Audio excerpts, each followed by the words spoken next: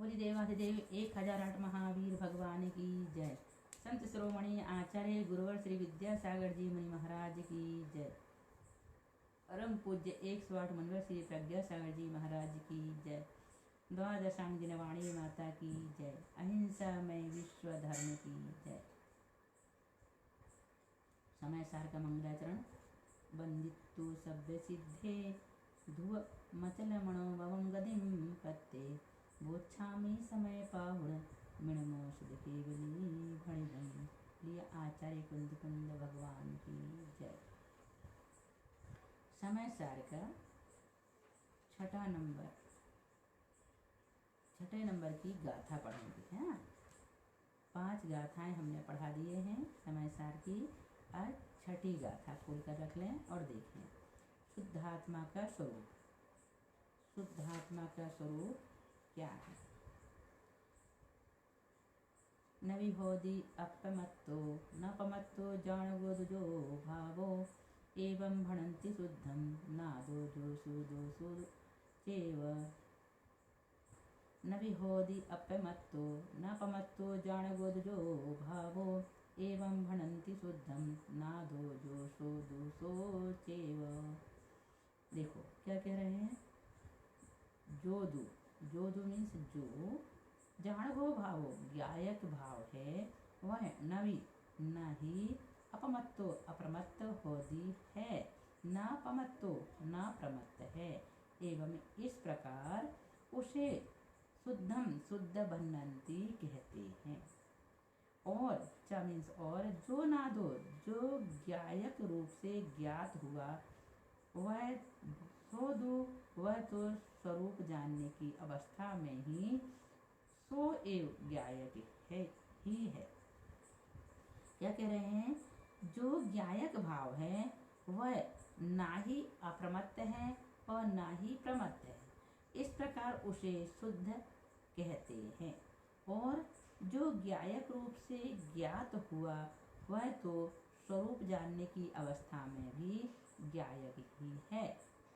जो ज्ञायक भाव है वह ना ही अप्रमत्त है और ना प्रमत्त है। इस प्रकार उसे शुद्ध कहते हैं। और जो ज्ञेयाकार अवस्था में ज्ञायक रूप से ज्ञात हुआ वह तो स्वरूप जानने की अवस्था में भी ज्ञायक ही है। शुद्धात्मा का यहाँ पर स्वरूप बताया गया है। अब देखो व्यवहार और निश्चय। अगली गाथा है। व्यवहारणो वदिष्यति नाणिस्य चरित दंशनम नाणम न विनाणम न चरितम न दंशनम जाणवो शुद्धो। नाणिस ज्ञानी के, चरित दंशन नाणम चरित दर्शन ज्ञान, ये 3 भाव व्यवहारण व्यवहार नय से क्या कह रहे हैं यहाँ पे? वदिष्यति कहे जाते हैं। निश्चय नय से नवीनाणम ना ही ज्ञान है, न चरितम न चरित्र है, न दर्शनम न दर्शन है। वह तो जाणवो ज्ञायक शुद्धो शुद्ध भाव है।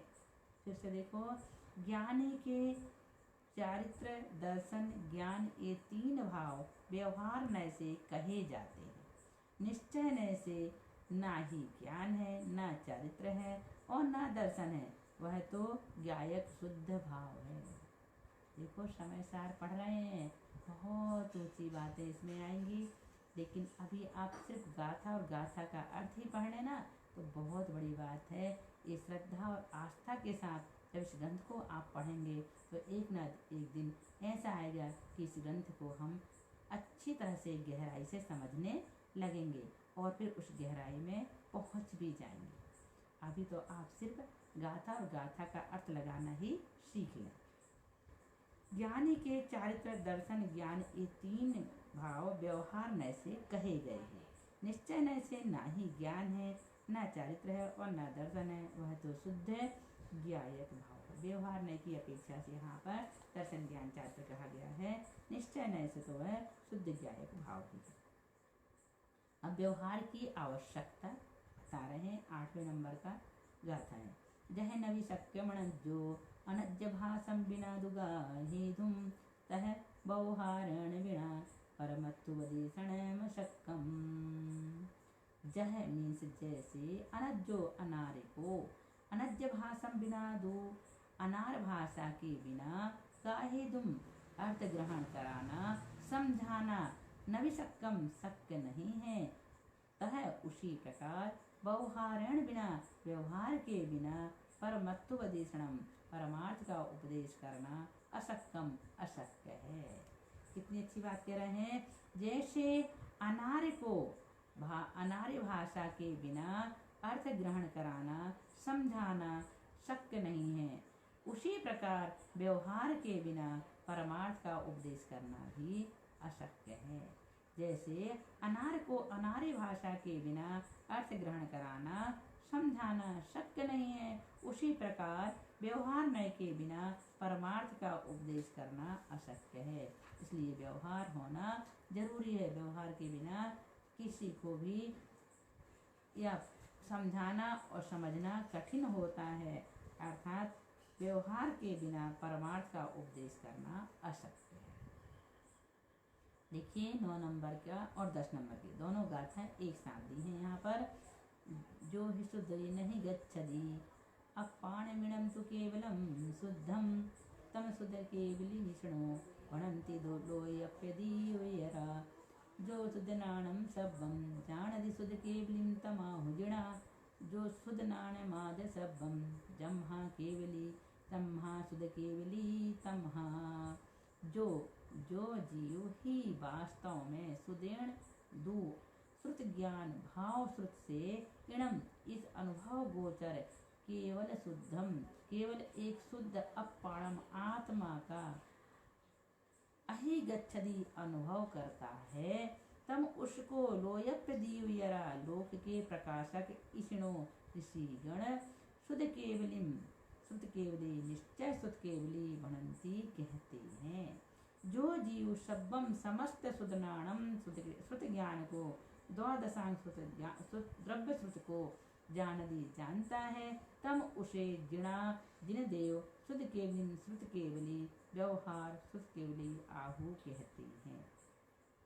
जम्हा क्योंकि सब्बम संपूर्ण शुद्ध नाणम श्रुत ज्ञान द्रव्य श्रुत ज्ञान के आधार से उत्पन्न भाव श्रुत आद आत्मा है। तमहा इस कारण श्रुत केवली है।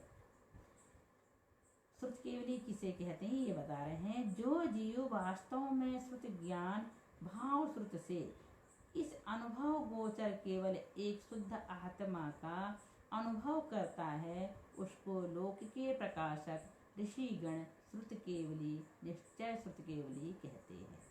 जो जीव समस्त श्रुत ज्ञान को द्वादशांग द्रव्य श्रुत को जानता है, उसे जिन देव श्रुत केवली व्यवहार श्रुत केवली कहते हैं।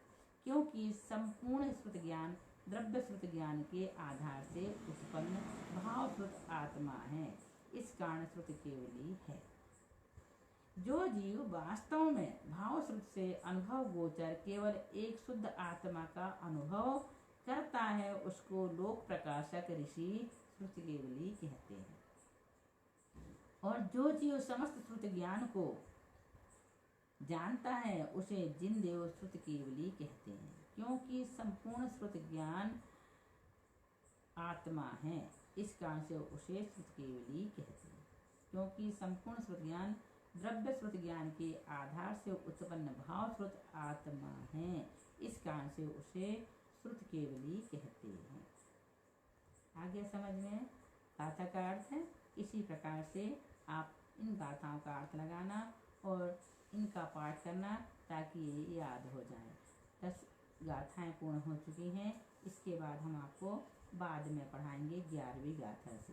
ये 10 गाथा और उनका अर्थ अच्छी तरह से लगाना और गाथाओं का पाठ करना तो याद हो जाएंगी। और यदि एक दिन में एक गाथा भी याद करो तो 415 दिन में 415 गाथा तो याद हो ही जाएंगी। लेकिन एक बात का ध्यान रखना, गाथा का अर्थ लगा कर ही याद करना, जिससे जल्दी से याद हो।